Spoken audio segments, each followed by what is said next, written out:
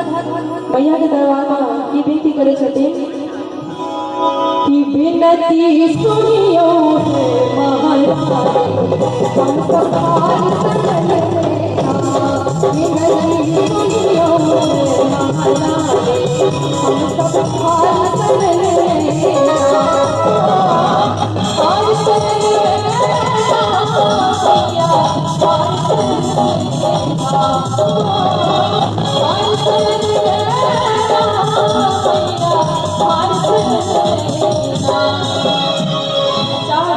मैया के नाम पर सब हाथ भारी है आगा से लेकर पाछा तक और की कहवा छै मैया से ताली बजावे सब चल गई कि विनती सुनियो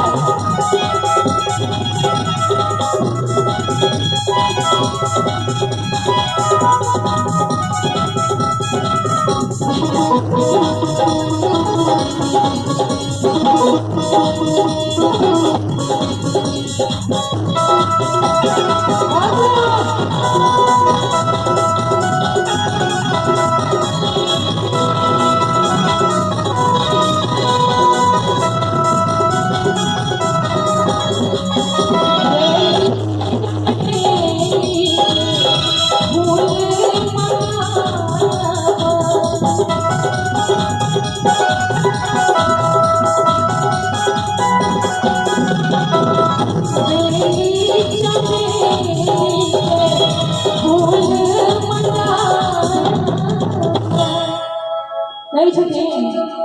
कि बेचने के फूल मंगायब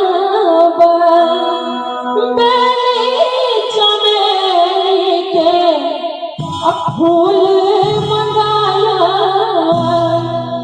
बस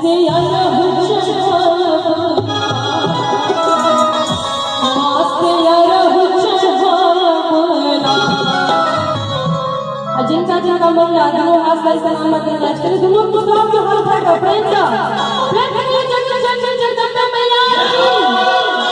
विनती सुनियो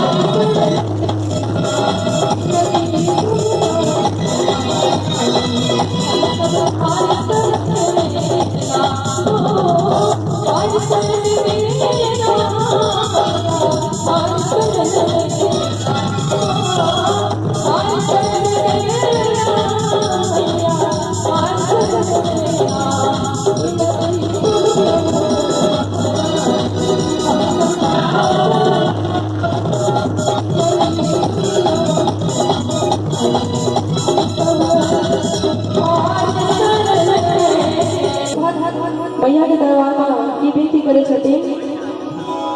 कि बिनती सुनी